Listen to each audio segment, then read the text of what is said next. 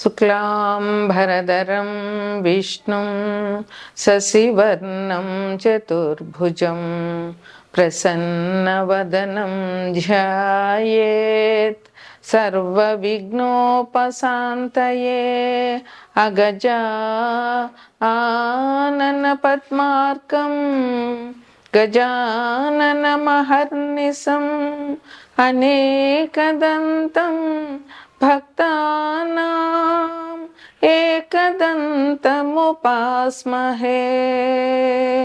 ఏకదంతముపాస్మహే. ఓం శ్రీ మహాగణాధిపతయే నమః. ఓం శ్రీ సరస్వత్యై నమః. ఓం శ్రీ మాత్రే నమః. మనం ఇప్పుడు ఫిబ్రవరి నెల అంటే మాఘమాసం యొక్క మాస ఫలితాలు చెప్పుకుంటున్నాము. జనవరి 29వ తారీఖు జనవరి 29 అమావాస్య 29 నుంచి ఫిబ్రవరి 28వ తారీఖు వరకు మాఘమాసం మొదలవుతుంది. ఈ మాఘమాసం చాలా విశిష్టమైనది.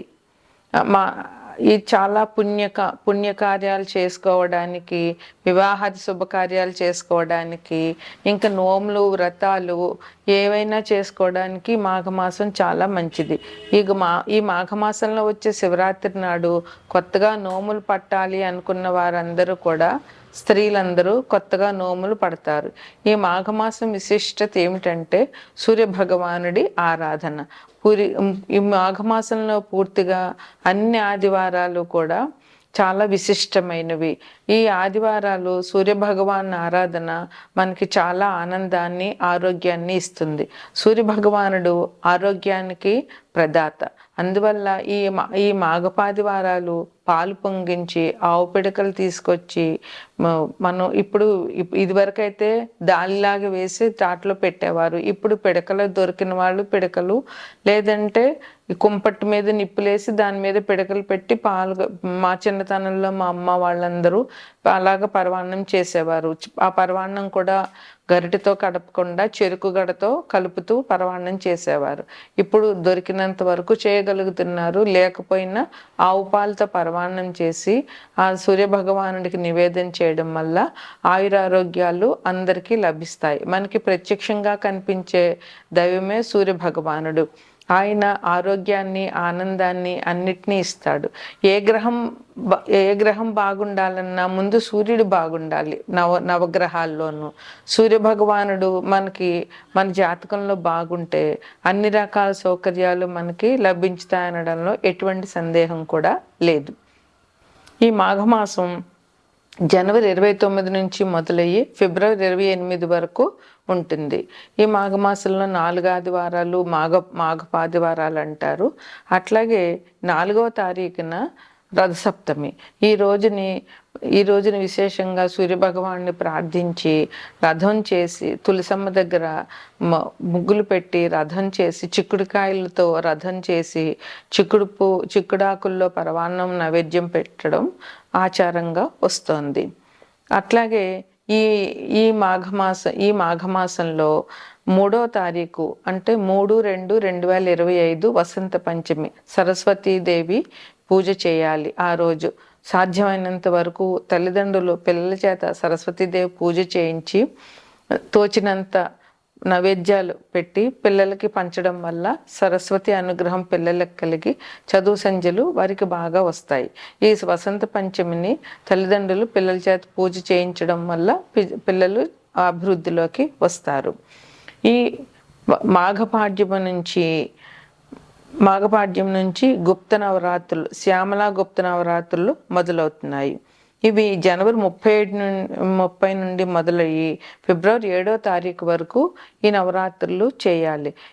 ఈ 9 రోజుల్లోనూ మనకి నవరాత్రుల్లో ఇది కూడా ఒక రకమైన నవరాత్రులు.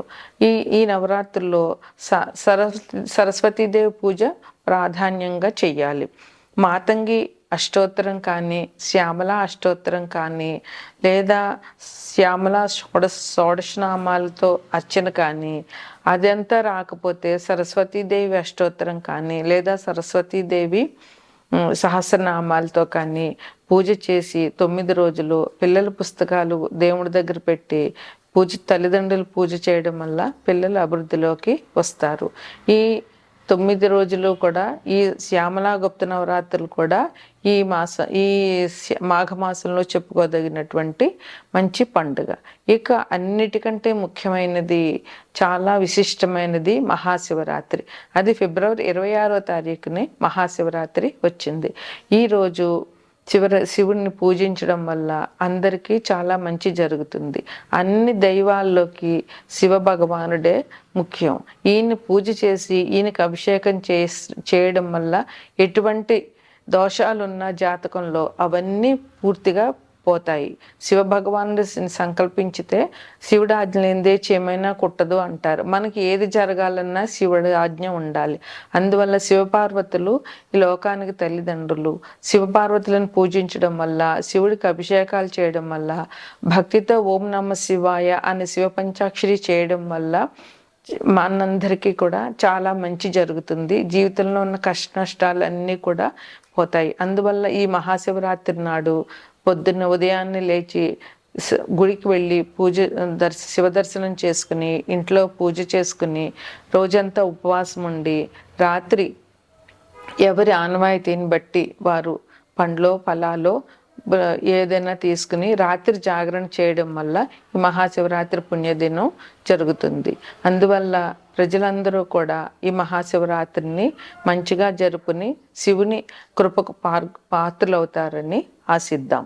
తదుపరి తులారాశి. ఈ రాశిలో చిత్త 3, 4 పాదాలు, స్వాతి 4 పాదాలు, విశాఖ 1, 2, 3 పాదాలు ఉంటాయి. ఈ రాశి ముందుగా గ్రహస్థితి.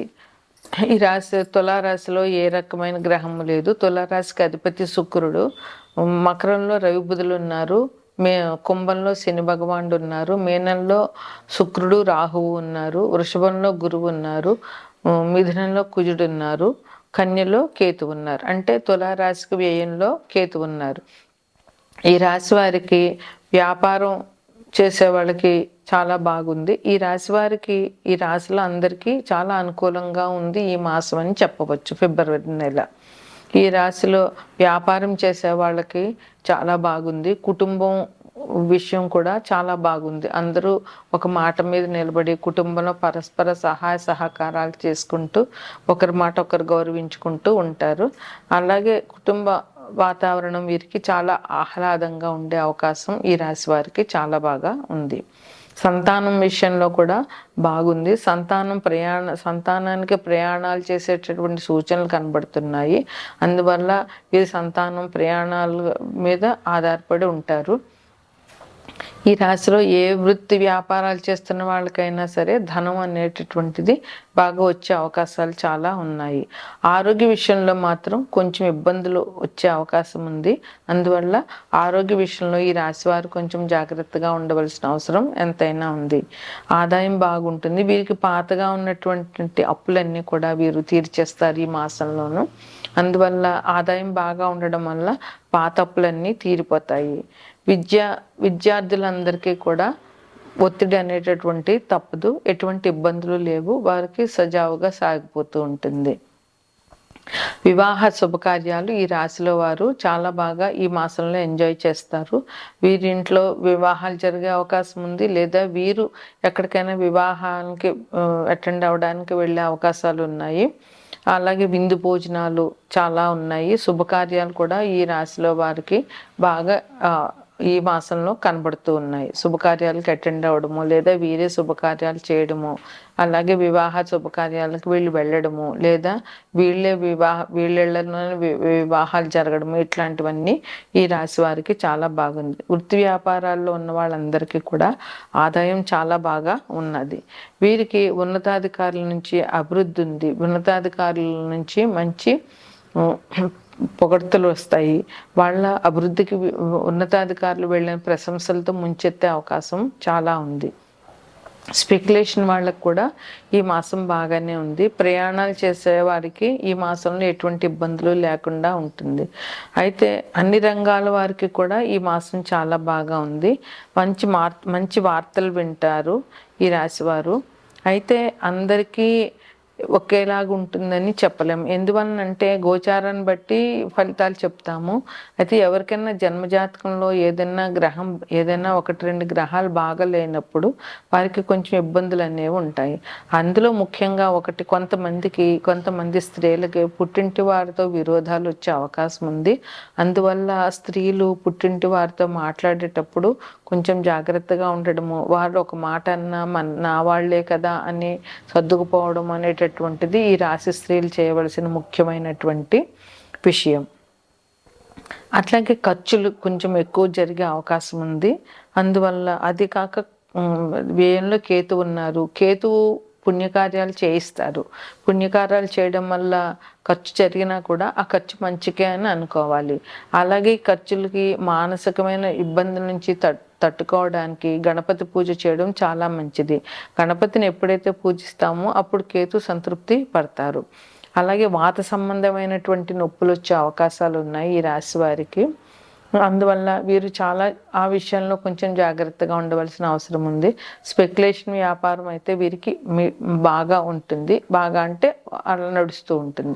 ఈ రాశి వారికి ఇంకా మంచి అభివృద్ధిలోకి రావాలన్నా, ఎవరికైతే కొద్దిగా ఫలాలు బాగోలేవని అనుకుంటున్నామో వాళ్ళందరూ కూడా ఈ మాసంలో సూర్యారాధన చేయడం చాలా ముఖ్యము. 12 మాసాల్లోనూ మాఘమాసం ఒక్కటే సూర్యునికి ఆరాధన చేస్తాం మనం.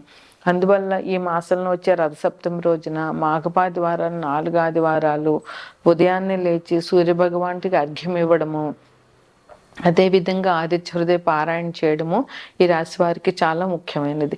అన్ని గ్రహాల్లోకి కూడా సూర్యగ్రహం అనుగ్రహం ఉంటేనే మిగతా గ్రహాల అనుగ్రహం మనకు ఉంటుంది. అందువల్ల సూర్యగ్రహ అనుగ్రహం కోసం వీరు ఉదయాన్నే లేచి సూర్యునికి అర్ఘ్యం ఇవ్వడం అనేటటువంటిది అన్ని పరిహారాల్లోకి చాలా మంచి పరిహారం. అందువల్ల సూర్యునికి అర్ఘ్యం ఇవ్వడము తప్పకుండా చేయాలి ప్రతి మానవుడు. దీనికి కుల మత వివక్షణ లేదు, ఆ స్త్రీ పురుష భేదం లేదు, చిన్న పెద్ద భేదం లేదు. ఉదయాన్నే సూర్యోదయానికి ముందు లేవడమే దీనికి ముఖ్యమైనటువంటి విషయం. ఇంకా వసంత పంచమి రోజున సరస్వతీదేవి పూజ చేయడం విద్యార్థులందరూ చేయవలసిన పని. అదేవిధంగా గుప్త నవరాత్రులు ఉన్నాయి. ఎవరికైతే ఆనవాయితీ ఉందో వారు శ్యామలాదేవిని కానీ సరస్వతీదేవిని కానీ పూజించడము. అది జనవరి 30 నుంచి ఫిబ్రవరి 7వ తారీఖు వరకు ఉంటుంది ఈ నవరాత్రులు. అందువల్ల ఈ నవరాత్రుల్లో అమ్మవారిని పూజించడం అన్నది చాలా మంచిది. ఒకవేళ ఆనవాయితీ లేకపోయినా సరస్వతీదేవి గుడికి వెళ్ళి అమ్మవారి దర్శనం చేసుకోవడం కూడా చాలా మంచిది. అసలు విద్యార్థులకి ఈ 3 నెలలు సరస్వతీదేవి పూజ అన్నది చాలా మంచిది. అదేవిధంగా మహాశివరాత్రి రోజున శివాభిషేకం చేయడము, ఓం నమ శివాయ పంచాక్షరి చేయడం చాలా మంచిది.